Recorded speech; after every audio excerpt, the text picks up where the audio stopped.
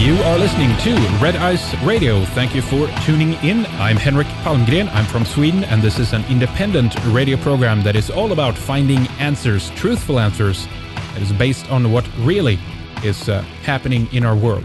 We question official history and the mainstream view, but also much of what comes from the alternatives.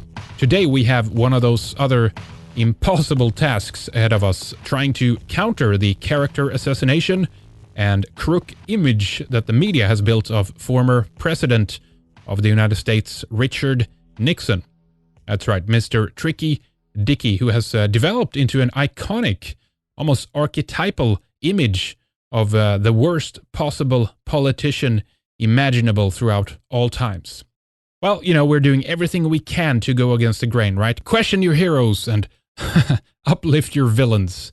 No, but seriously, we want to know, is this an accurate image of Richard Nixon, or should we question the historians and the media's treatment of him, just as we've learned to question the media itself?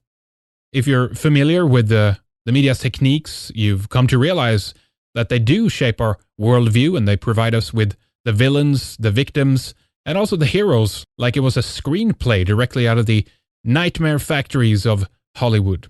Saddam, Gaddafi, even Putin, right? I mean, that doesn't mean that these people are saints, but it means that they were doing something that the establishment didn't or doesn't like, and they decided to take them out. In some cases, even to a shearing world, screaming for their heads to be served on a silver platter. This is all based on information that they've gotten from the mainstream media.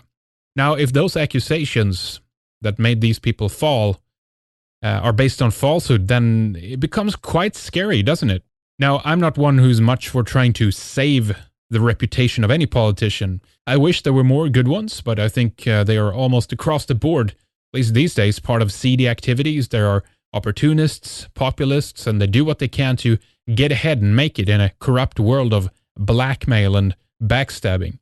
But despite that, I'd say that there are a few good alternatives in Europe these days that actually are for the European peoples, and they are anti-European Union, they are anti-centralization, they're against the way that these governments are completely running over the wishes of the people. But look at how they are portrayed in the media. This is my point. They're showing them as they're some kind of reincarnation of Hitler or something, you know, completely childish or stupid like that. So you do have that, but the point here then, the objective here is more to show that there is not much difference between the politicians that we're offered, you know, as the okay alternatives to vote on that will save us from the horrors of daily life. There have been a few, I think, that were truly anti-global establishment and anti-banking power, but those have been dealt with and vilified by history to such an extent that many do not dare look their way, much less even speak their names. It's not always true, but often the most demonized persons have actually been attempting to do something that stands in the way of the establishment's plan for more control and domination. I mean, think about it. If we can agree at least that the current climate of elitism and the small seedy clique of those who own the media that want to control our opinions and ultimately the very foundation of how we live our lives and shape our worldview, well, then we have to question the information they are giving us and question the information they are leaving out and ask why some are portrayed like saints and others like devils when it's clear that it might be a complete reversal of the reality. Well, this might or might not be true of Nixon, but I think it is of others. But what's rare about Nixon is that he is the one president that has been painted probably as the most corrupt in modern history by our media. Where there is smoke, there usually is fire. I get that, but what annoys me in this situation is that despite his level of crookery, it seems to pale in comparison to that of Bill Clinton, George Bush, and certainly Barack Hussein Obama. Even to the shenanigans of the Kennedys, Nixon's tricks seems fairly innocent. Yet the narrative is very much controlled. We do get a very regulated, kosher view from the press. Well, we can't allow ourselves to be fooled and shaped by those who seek to turn people into useful idiots and have us fight their wars for them, right? So with that having been said, let's talk with someone who's actually been on the inside, who knew Nixon. Our guest is Roger Stone, described by the New York Times' Maureen Dowd as the keeper of the Nixon flame. He was the youngest member of the Nixon staff in 1972 and worked closely with Nixon on his rehabilitation in his post-presidential years. He has been a Washington insider for the last 40 years and played a key role in the election of Republican President Nixon and Ronald Reagan. His book on Lyndon B. Johnson was the second best-selling book during the 50th anniversary of Kennedy's assassination. We'll talk about some of that later in the program, but we'll begin to discuss his latest book on Nixon's secrets, Watergate, and the pardon. Well, good day, Mr. Stone. Thank you for coming on the program with us. It's good to have you here. Hope you're doing well today. I am delighted to be here. Thank you. Now, the book is Nixon's Secrets, The Rise, Fall, and Untold Truth about the President, Watergate, and the Pardon. It's a really interesting book, has a lot of information in it, and I think you offer a perspective that we seldom hear about, because at least from my perspective, it feels like Nixon has to be one of the most demonized presidents in, well, at least recent modern American history, if you will. But tell us a little bit about your background first. You were an aide at the White House. You did work under Nixon, I believe, a little bit later after the presidency. You got to know him more personally. But how did you end up writing the book, and what's your background on this? Well, I'm a veteran of 8 national Republican presidential campaigns, starting in 1968 all the way through the George W. Bush campaign. So I have spent 40 years in the corroded rectum of the two-party system. And during that experience, I kind of learned that the version of things given to you by the U.S. government is rarely the truth. Whether you are talking about the Bay of Pigs invasion, or the Cuban Missile Crisis, or Watergate, or the Kennedy assassination, or Obamacare, or ISIS, or the attempt on Ronald Reagan's life, very seldom are the American people told the complete truth about these seminal events. And I think that the politics of the 1960s and 70s, really starting with the federal government's secret plans to assassinate Castro, brings us through a list of cataclysmic events that include not only the mafia CIA plots to kill Castro, but the Bay of Pigs invasion, the Cuban Missile Crisis, the assassination of John F. Kennedy, the rise of the Great Society, the Watergate scandal, the pardon. These are all interrelated historical events. So what I have tried to do in this book, Nixon's Secrets, which is really a sequel to my previous book, which is called The Man Who Killed Kennedy, The Case Against LBJ, is to connect dots for my readers so they can see the totality of history. I had direct access to 4 American presidents. I was a Washington insider for 40 years. I was a very active and prominent member of the Republican Party, former member of the Republican National Committee Executive Committee. I'm actually a former Young Republican National Chairman. Today, I'm not even in the Republican Party. I left the Republican Party of the Bushes and the Romneys behind. I'm a member of the Libertarian Party, which is a small party in our country that is committed to the Constitution and freedom and truth. And we don't have very many electoral prospects, but at least I can sleep at night. Well, I want to ask you more about that later, because we definitely need to get into this, debate or talking more about the two-party system and how to get something else in there, basically, in American politics seems very difficult, but we'll save some of that for later. Now, before we proceed, how much power would you say that the president really holds? I mean, we've talked quite extensively about that on this program and talked about how many advisors there are around them. A lot of people are pulling the strings. A lot of things, at least in my view, makes it just quite clear that the president is only the face, really, and they don't hold that much power. You've been working closely with a lot of them. What would you say about that? I think they hold a lot of power. The point you're making, I think, is they don't hold all the power, and therefore one must always make a corrupt bargain to become president. Clearly, during Nixon's presidency, he was at odds with the Central Intelligence Agency from the beginning. Nixon knew the Central Intelligence Agency played a role in the murder of Kennedy. Nixon sought from the minute he was elected president to get proof of that. He kept demanding the CIA turn over to the chief executive records of the Kennedy assassination, and they flatly refused. We now know those records had actually been destroyed, unbeknownst to Nixon.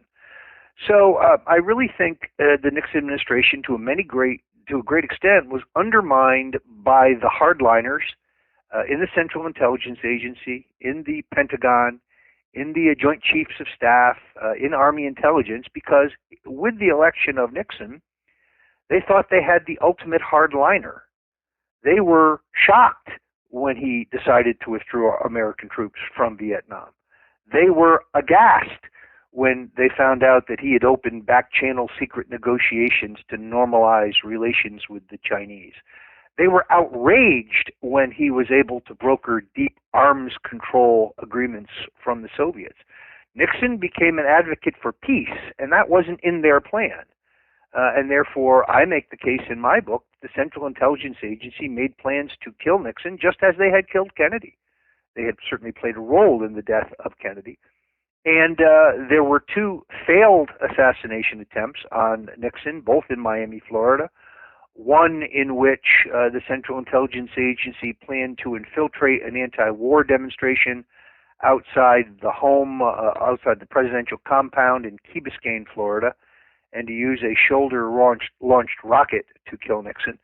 That plot collapsed, and then there was a secondary plot in which Frank Sturgis, a CIA operative, soldier of fortune, ironically one of the men later arrested in the Watergate burglary, went out and recruited a contract killer, Ed Kaiser, who had killed for the Central Intelligence Agency before, to shoot Nixon as he emerged from a speech to the veterans of foreign wars. That plot collapsed when Kaiser refused to pull the trigger. When it was revealed to Kaiser who the target was, he withdrew. Fast forward to 1972, the Central Intelligence Agency learns about the plans to break into the Watergate by some of the bumblers around Nixon, which is a domestic political plot, and they infiltrate and sabotage the Watergate break-in in order to gain leverage over Nixon, who is demanding that the Central Intelligence Agency turn over the Kennedy assassination records, but more precisely, in order to end détente. The Nixon-Kissinger program for détente is anathema to the hardliners. Today we call them neocons. I found actual documentations in doing research for my book. The Central Intelligence Agency believed Dr. Henry Kissinger was actually a Soviet agent. Really? They believed he was an active member of the Soviet conspiracy. So there was very little distrust, very little trust within Nixon's own government. He wasn't in control of his own government, as Kennedy was not in control of his government. And to a certain extent, Lyndon Johnson was not in control of his government. Yeah, what a scenario. There seems to be so many different agendas and things that occur at the same time here. Now, let's just back up a little bit here then, because a great portion of our audience is younger. They might not remember everything about the Watergate scandal, but this is one of those events where we've gotten tons of different theories and reason why it occurred. It kind of seems to have spiraled out of control to certain extents. But can you break it down for us a little bit and what you explain it from your point of view of what really happened here and why it happened the way it did? Well, in 1972, Richard Nixon, who was a very polarizing and controversial figure throughout his entire career, Americans either really liked him or they really hated him. There was nobody in the middle. He had a tumultuous career. He was counted out politically at least 3 times, left for dead, completely finished. But with an enormous amount of perspicacity and tenaciousness and a real persistence and resilience, he would ultimately become president.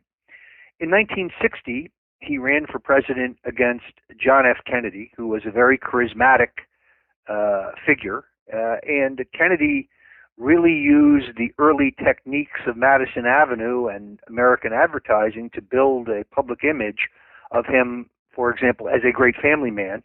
He was a notorious philanderer. Yep. As a great senator, he was kind of a lightweight playboy senator with not many legislative accomplishments to his name.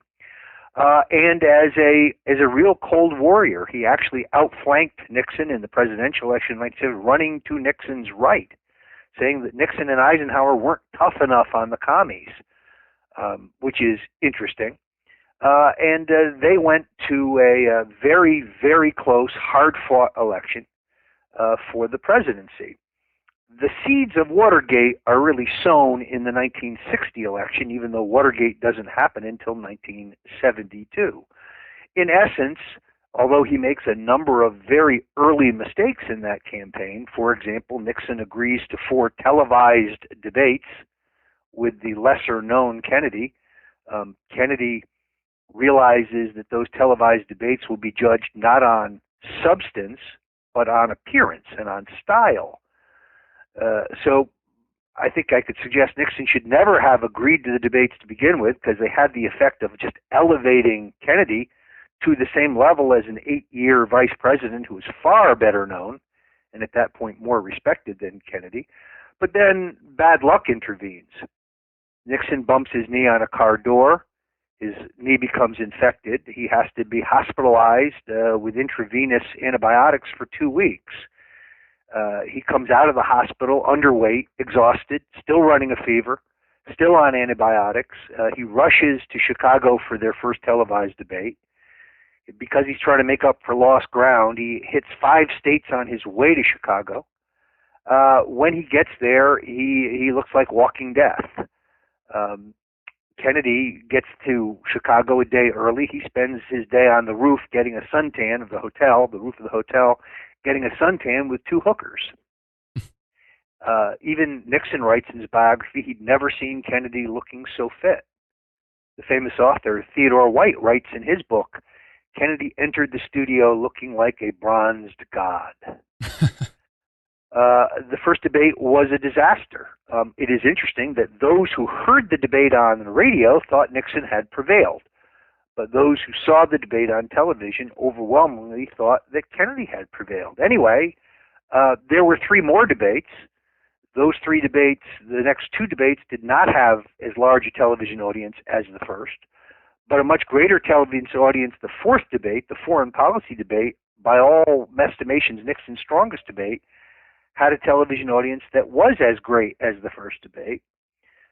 There's a lot of evidence that Nixon hoarded his money for the last 30 days, so he actually outspent the fabulously wealthy Kennedys on television and radio in the last 30 days. And Eisenhower, the president at that time, immensely popular American president, comes off the bench, campaigns aggressively for Nixon in Pittsburgh, Philadelphia, New York, and Los Angeles.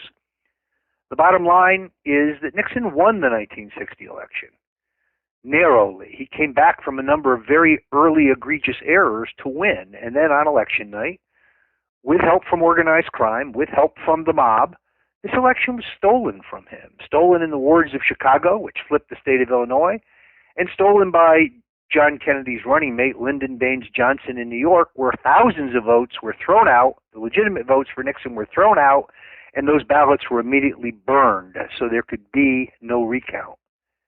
In 1960, Texas had no recount. So the resentment of Richard Nixon, the bitterness, the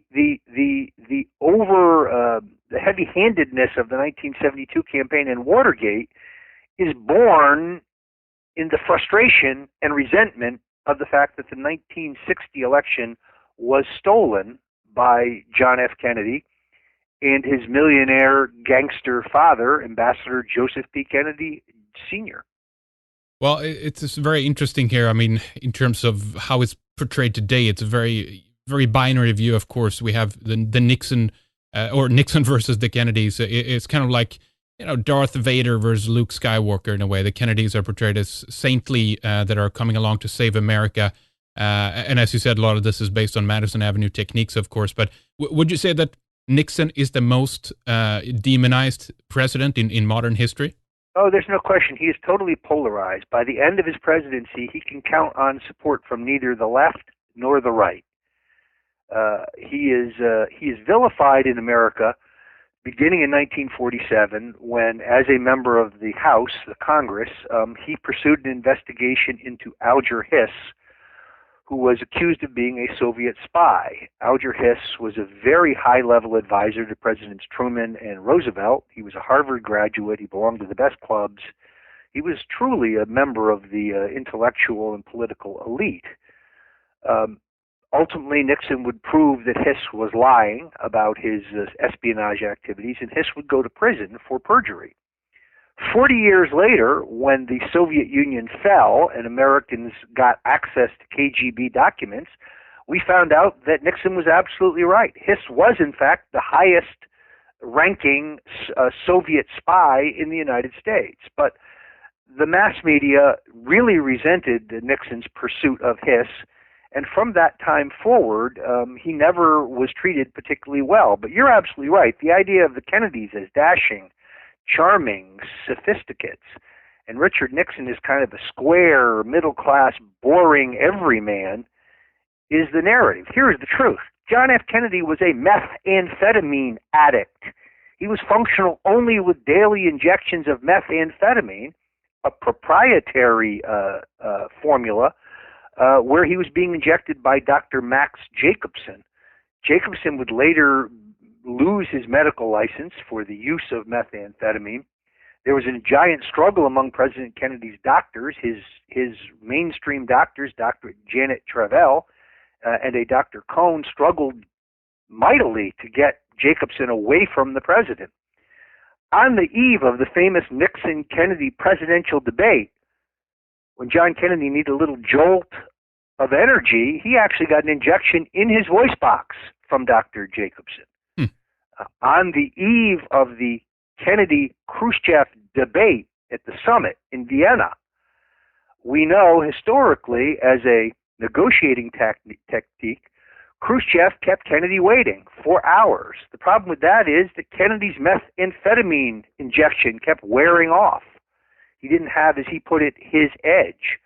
The doctor injected him 3 times. Is it any wonder that Khrushchev took the young and callow Kennedy to the cleaners at that summit? So the story of the Kennedys is much more interesting and much more evil than the American people have been told. Kennedy's methamphetamine habit and the documentation of it is, of course, all in my book. Well, the Kennedys' background is very interesting in how they ended up being so powerful, eventually placing one of their own in the White House. But many of the things Nixon was accused of, specifically during the Watergate scandal, were things that the Kennedys themselves actually did to Nixon. They wiretapped him, they broke into his, to get his medical records and things like this, right? Yes, I mean, look, American politics is not and never has been beanbag. In the 50s, in the 60s, in the 70s, both parties tapped each other, spied on each other. Huge all-cash corporate contributions were the rule of the day. The mob was a major player in American politics. They financed the career of Adlai Stevenson. They financed the career of Lyndon Johnson. They financed the career of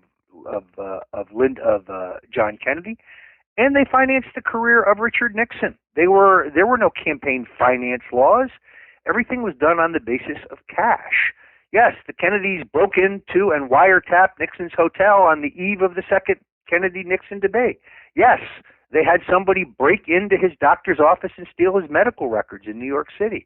Yes, somebody broke into Nixon's accountant's office to steal his financial records. These things were all ordered by Robert Kennedy. Robert Kennedy was, as Nixon said in his biography, a real SOB. And the Kennedys were the most ruthless political operators he'd ever come across. He vowed after the 1960 election that he would never be outdone by them again. He would never be out-hustled again. And that, I think, breeds the tactics of Watergate. But the idea that break-ins and illegal contributions and wiretapping, that these are limited to Nixon, is nonsense. They were the norm in American politics. In my book, Nixon's Secrets, I merely seek to put Nixon in the context of his times. I do not argue he's an angel. I don't argue that he's perfect. I think he's very great and very flawed. He's both brilliant and obtuse. He's both bold and hesitant. He's both confident and paranoid. He's all of these things at the same time, but he's also the most durable political figure of the 20th century. He revives his career after the narrow loss to Kennedy, which he compounds by running for governor of his native California in an attempt to remain relevant, a race in which he loses at the last minute because the Cuban Missile Crisis breaks just weeks before the election. And of course, the American people have a tendency to rally around the president and his party at time of international crisis. Nixon is once again cheated out of victory in an election in which he led in the early polls. So by 1963, he's dead, finished, washed up, yesterday's news. He's actually kind of a national joke. It is only the murder of John Kennedy that has the inadvertent effect of breathing life back into the political career and presidential prospects of Richard Nixon. A lot of people question the motives of all presidents for good reason and whatnot, but from your point of view, would you say that Nixon was a patriot that had the best interest of America at heart? I think that he had a very progressive domestic agenda, and he had a long string of accomplishments. Let's look at them for a moment. He withdrew American troops from the Kennedy-Johnson War in Vietnam over the objections of the Pentagon. Yes, he greatly increased the bombing, but he did that as a cover for withdrawal of American men and women. He opened the door to China over the objections of his own foreign policy apparatus. He then used the new relationship with China to pressure the Soviets into arms control agreements. He desegregated the public schools without violence or bloodshed. The desegregation in America doesn't take place under Kennedy or Johnson. It takes place under Nixon. He gave us the Clean Water Act, the Clean Air Act, the Environmental Protection Agency, the 18-year-old vote. He ends the military draft for 18-year-old males. He launches the war on cancer. So his is a very progressive and peace-oriented policy. He's a very successful president from that point of view. Sadly, all of that is erased in the ashes of Watergate. Nixon, Watergate, Nixon, Watergate. Not Nixon peacemaker, but Nixon, Watergate. It's why the man he's a Greek tragedy. He was a very, I think, progressive and successful presidency, and all of that is obscured by his mistakes in Watergate. Tell us about some of the other people around this as well. Watergate, Gordon Liddy. We have, obviously, tell us more about John Dean and his involvement in this as well. Sure. I mean, you asked the best question is, what was Watergate really about? And that is, of course, even today, a mystery. Let's figure out that in June of 1972, at the time that some of Nixon's men broke into the Democratic National Committee headquarters at the Watergate complex, Nixon was leading his opponent, George McGovern, by 19 points nationally on his way to a 49-state blowout. So there is no good, logical, political reason to take the risk of breaking into the Watergate. I think that there are several things going on at the same time in terms of the Watergate break-in. First of all, the man who plans, pushes, and covers up the Watergate is John Dean. Mr. Dean has been lying about this for 40 years. The Watergate break-in is his baby. How do we know this? Well, two highly decorated New York police officers who are working for the White House as investigators both say in their memoirs and in subsequent questioning that John Dean ordered them to case out the Watergate building 6 weeks before the first break-in. Watergate burglar James W. McCord tells the grand jury that it was Dean who planned the Watergate. Jeb Magruder, who was the director of Nixon's re-election campaign and got mired in Watergate, he testifies to the Senate committee and to the Watergate prosecutors. It was Dean who pushed the break-in of the Watergate. What does Dean want in the Watergate? It's very simple. It's not even politics. It's about sex. Dean wants to recover the records of a call girl ring that is being used by the Democrats for assignations with high-level visiting Democrats who come to Washington. He either wants that information for the purposes of blackmail, but more precisely, I think he wants that information because his wife is intimately involved with this call girl ring, as is he. 15 years ago, when Len Kolodny wrote that in a book, Dean sued him. Dean now runs around saying he won that suit. He didn't win that suit. That suit wasn't even settled. That suit was withdrawn. And Kolodny's book is still on the market. Now a new book, a stunning new book called White House Call Girl, by Phil Stanford fills in a lot of blanks with new documents. Yeah, we had him Dean on. ordered the Watergate. Dean covered up the Watergate. Mr. Dean himself now has a book out called The Nixon Defense, in which he claims it is the definitive book on Watergate. But what I have learned is that he's airbrushed himself out of that narrative as if he wasn't even there. He doesn't tell you that he was the one who dangled executive clemency in front of the Watergate burglars, that he is the one who ordered the case out of the Watergate facility before the break-in, that he was the one who destroyed the contents of Watergate burglar E. Howard Hunt's safe. He says, he justifies this by saying those who want to know what my role was should read my book, Blind Ambition. But when questioned under oath about the discrepancies between Blind Ambition and his sworn testimony, Dean said he didn't write Blind Ambition. He says that Taylor Branch, his ghostwriter, wrote it. Then he changed the story and said that his editor at Random House, Alice Mayhew, wrote it. By the way, they both deny that in my book. And in fact, even though he says his book is definitive and that it's based on 363 new transcripts of taped conversations, he won't make those transcripts public. Here's what I can tell you. He omits his conversations with Nixon of March 13th, 16th, 17th, and 20th from his book. If you read those transcripts or listen to those tapes, you hear John Dean urging Nixon to commit crimes. You hear John Dean sucking Nixon into the cover-up. A week ago at the Texas Book Festival, I confronted Dean, and he threatened to sue me. I welcome this lawsuit. I'm anxious for this lawsuit. You know why? Because truth is the ultimate defense. Yeah.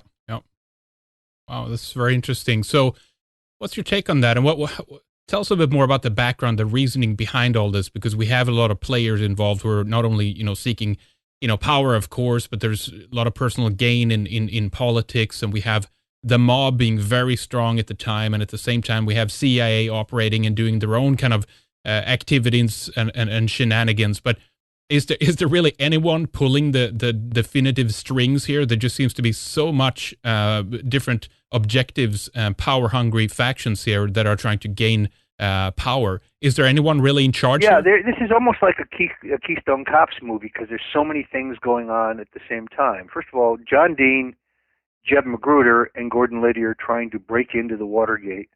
And I think their interest is in securing the records of the call girl ring, specifically a portfolio with pictures of the women that you can choose for your nightly companion.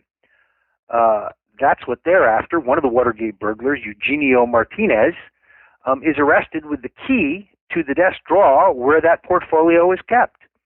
By the way, Martinez is on the payroll of the CIA at the time of the break-in.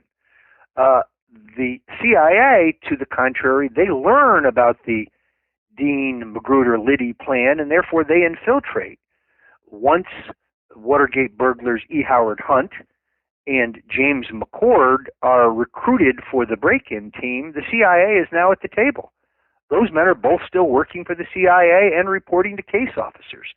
So now the CIA is inside the plot, and they see their opportunity to bring Nixon down, to end détente, end these crazy peace proposals, end his soft line towards the Soviets and the Chinese.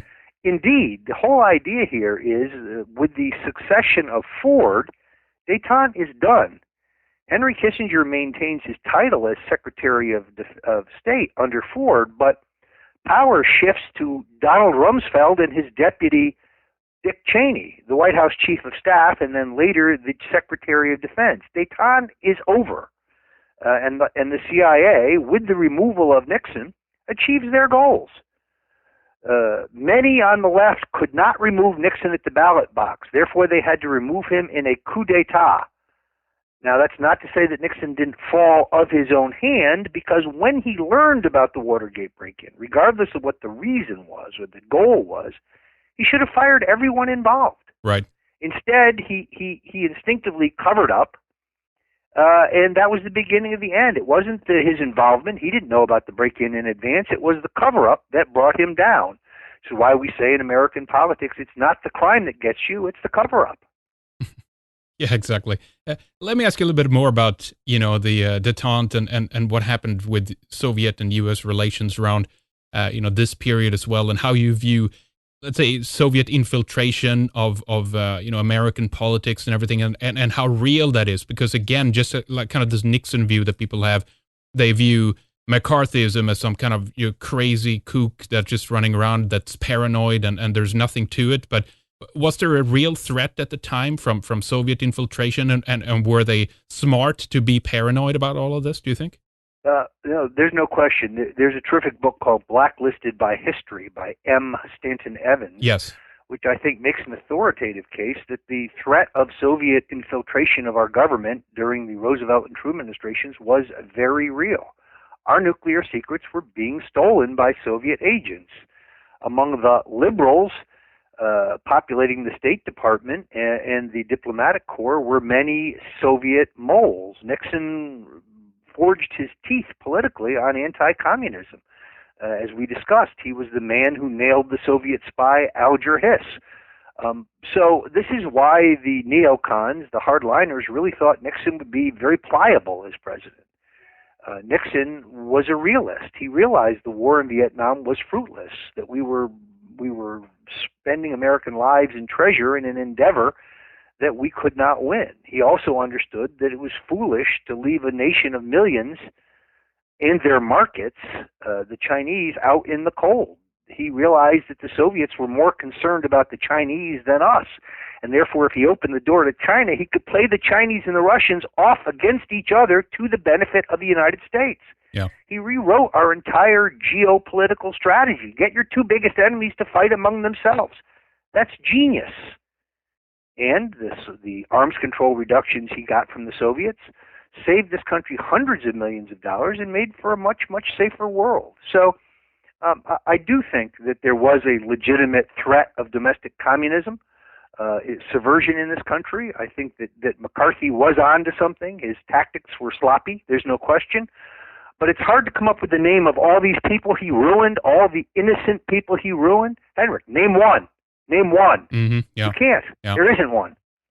Yeah, and even what goes around in Hollywood at the time, and what's happening there with the infiltration, and plenty of people at the time, were being sentenced for being communist spies, and yet, in hindsight now in history, people, repeat that footage of McCarthy, and kind of laughing at it like there was nothing to it, and it's a very one-sided view of history. Let me put it that way. Well, the Soviets were smart enough to understand the power of movies, the power of communications, and they used infiltration of the unions, the electricians' union, the stagehands' unions, the theatrical unions, to try to have an effect on the studios and to try to get movies that showed a more benign and friendly view of the Soviet Union.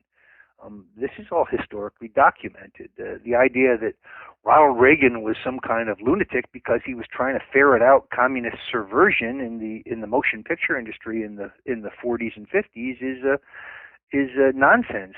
Reagan was correct. There was a concerted effort to try to make inroads into the control of mass media at the time. Yeah, indeed. What about the claim that Henry Kissinger was a Soviet spy? What do you make of that? Well, Kissinger is a fascinating and extremely duplicitous figure in this entire time. Recognize that in 1968, Henry Kissinger is on the payroll as the full-time foreign policy advisor of New York Governor Nelson Rockefeller, Nixon's great political arch-rival. At the same time, Kissinger is a paid consultant to Lyndon Johnson's State Department, and by night, he is moonlighting, writing memos to Hubert Humphrey, who would like to be president, advising Humphrey on how to skewer Nixon's foreign policy positions. Kissinger knows that Nixon holds him in low regard because Kissinger has told anyone who will listen that Nixon is an idiot. Then, when Kissinger learns that Lyndon Johnson is going to call a bombing halt in the Vietnam War 5 days before the 1968 election, which, by the way, is a naked political ploy. He has no agreement from the North Vietnamese or the South Vietnamese or the National Liberation Front to come to the table. It's a ruse. It's politics wrapped up in national security. Liberals correctly say that Nixon used back channels to sabotage potential peace talks. The key word is potential. The war would not have ended in 1968. No lives would have been saved. This was not treasonous. It was high-level brinkmanship. It was politics. The grocer's son from Southern California outmaneuvered Lyndon Johnson, who had stolen the 1960 election from him. It was payback. And it didn't prolong the Vietnam War. Johnson was holding nothing. It was a ruse. Why end the bombing 5 days before the election? Why not 5 months before the election? Mm-hmm. Anyway, Kissinger learns this. He passes the word through William F. Buckley Jr., Bill Buckley, the only person that he and Nixon have in common as a friend. And by giving Nixon the heads up, the tip-off, he ensures his role in Nixon's foreign policy apparatus. Nelson Rockefeller, in order to control policy, is all too happy to let Dick take his chief foreign policy advisor. So, and as I indicated, the Central Intelligence Agency believed that that Kissinger was an active communist agent. In fact, Kissinger is for Kissinger. The reason that Nixon never destroys the tapes that hung him, the tapes that destroyed him, the so-called White House tapes, where he was surreptitiously taping every phone conversation and every meeting, is because those tapes are his protection against Henry Kissinger.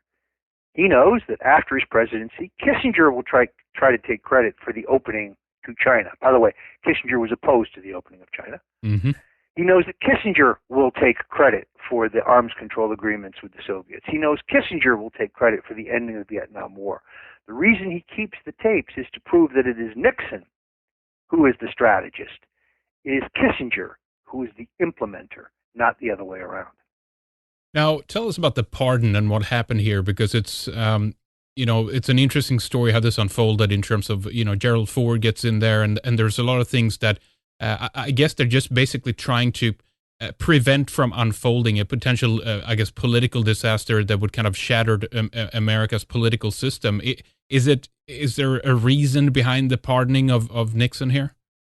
Yeah, I think it's unfortunately far more venal.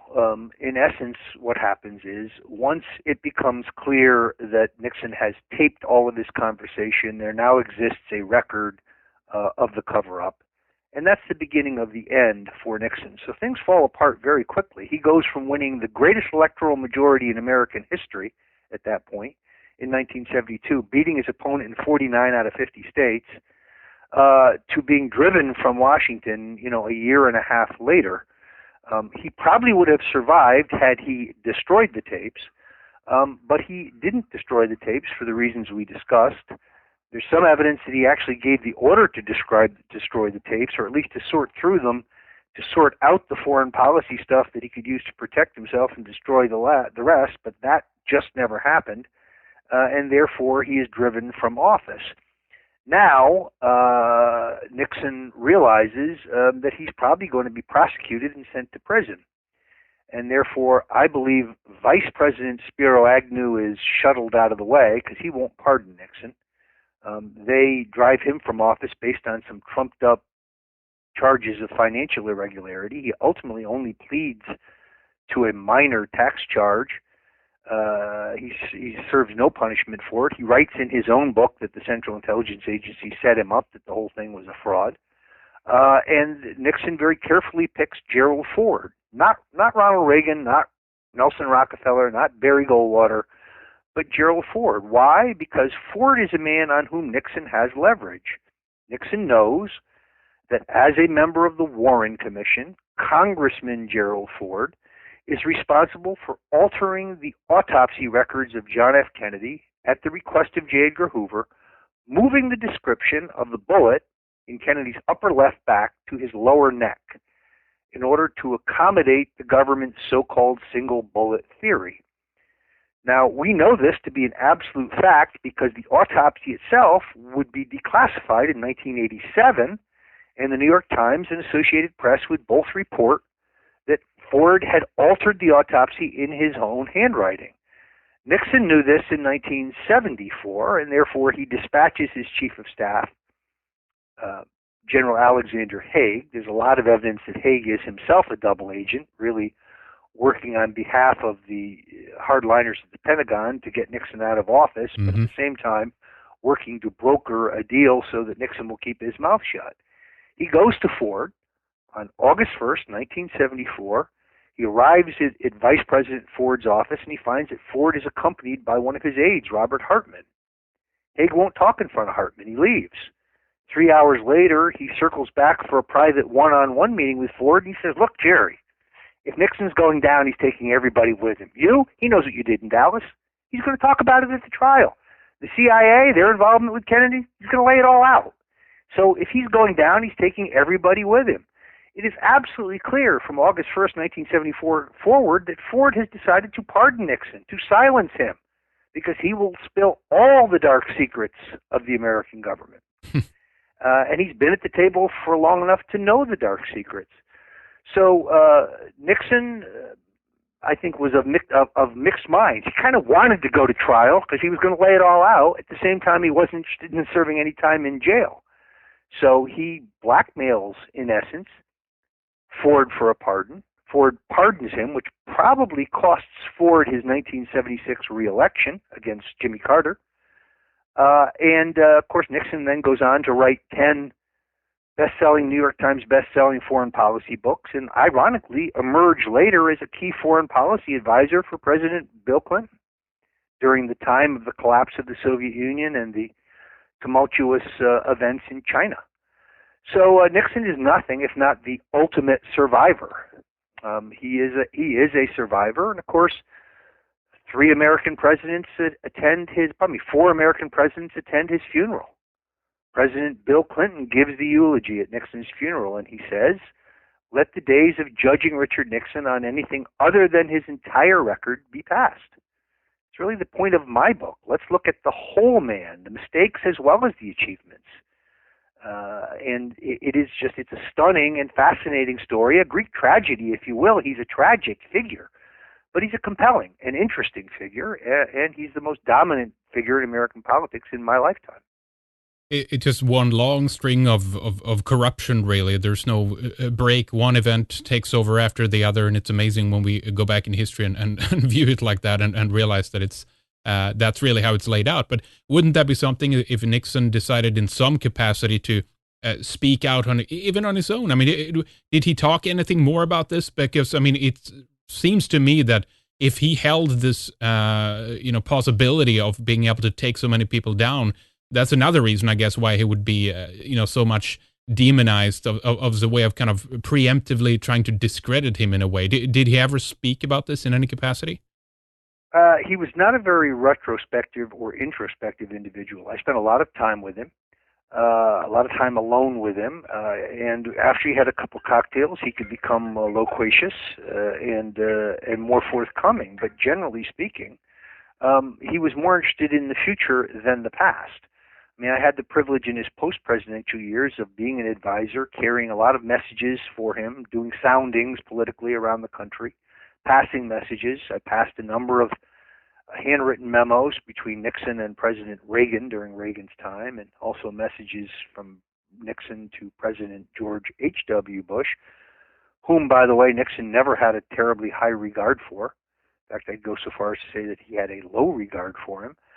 But George H.W. Bush's father, Prescott Bush, who was a senator from Connecticut and before that an international banker, played a very key role in Eisenhower's decision to take Nixon as vice president in 1952.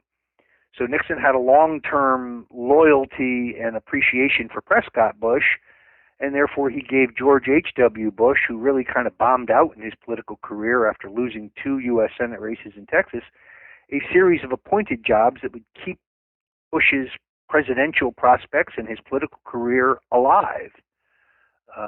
So the entire question of Bush's role, not only in the Kennedy assassination and the Central Intelligence Agency, the Bay of Pigs, but Bush's role in Watergate. I mean, the Watergate burglars are arrested with $10,000 in cash on them, and those bills are traced to a Mexican bank where money from George Bush's inner circle had been laundered for the Watergate burglars. So Bush is not an innocent bystander in any of this historical narrative. No. Down the road, I'm working on a book now on the Bush family. I will make a compelling case that the Bushes tried twice to remove Ronald Reagan as president. First, in the assassination attempt, John Hinckley is very, very traceable to the Bushes and to the Central Intelligence Agency. That has never been properly explored. And when that didn't work, they tried to set Reagan up in Iran-Contra. George Bush says, I was out of the loop. He wasn't out of the loop. He was running the loop. All of these shady drug figures involved in Iran-Contra are all associates of George H.W. Bush.